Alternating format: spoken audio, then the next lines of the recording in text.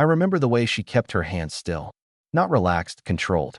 Like if they moved even a little, everything she was holding inside might spill out. She stood alone at the front of the courtroom. No lawyer. No polished presentation. Just a folder. Thin, worn, edges soft from being opened too many times.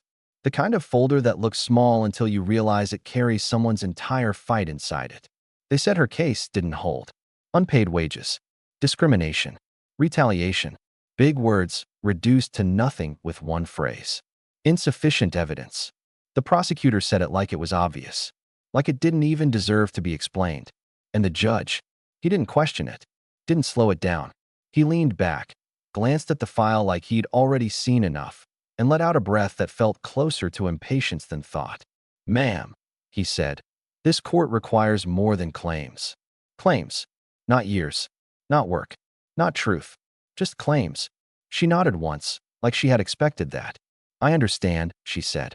Her voice didn't shake, but it carried something underneath it. Something heavy. "I brought what I could." The judge gave a short, dry smile.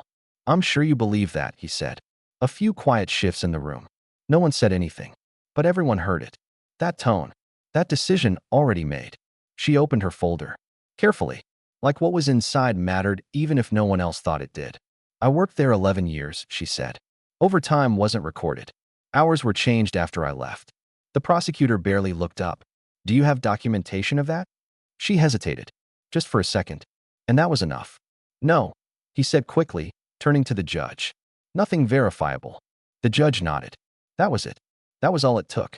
"I'm not seeing grounds to proceed," he said, already reaching for his pen. "We're not going to waste the court's time."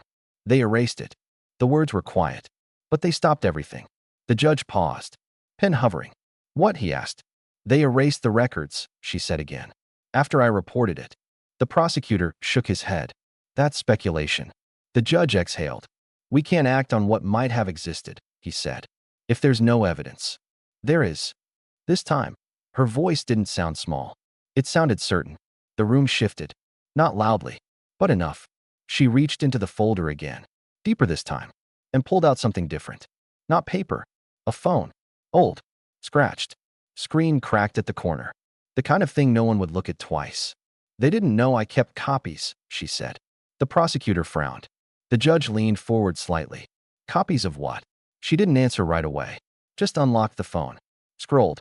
Turned the screen. Everything. They connected it to the system right there. No delay. No time to prepare. The screen lit up. Folders. Files. Dates. Hours logged, then altered. Timestamps changed minutes after she clocked out. Names attached to every change. Supervisor overrides. Emails. Clear. Direct. Adjust her hours again.